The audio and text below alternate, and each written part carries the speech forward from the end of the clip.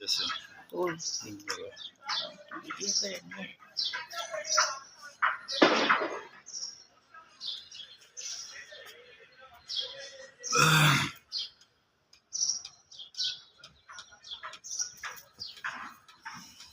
Gura udah punya.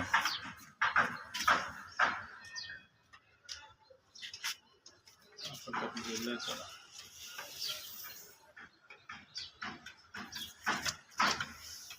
বিসমিল্লাহিররহমানিররহিম।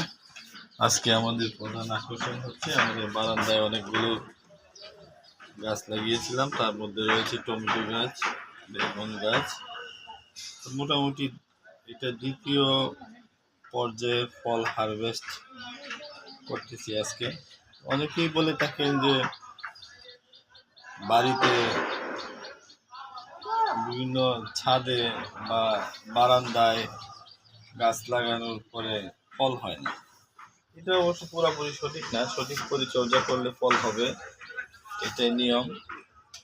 তবে আজকে দেখুন আমাদের একটা বেগুন হয়েছে, দেখা ওই দিকে একটু,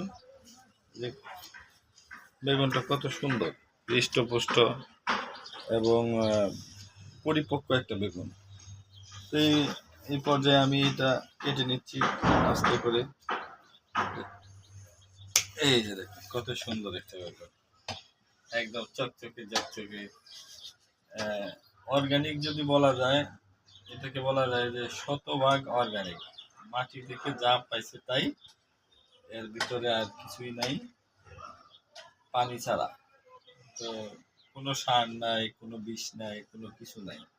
সঠিক পরিচর্যা করলে প্রকৃতপক্ষে যে আমরা অর্গানিক ফল খুঁজি সেই ফলটাই পাওয়া যায়। থ্যাংক ইউ, সবাইকে অনেক ধন্যবাদ।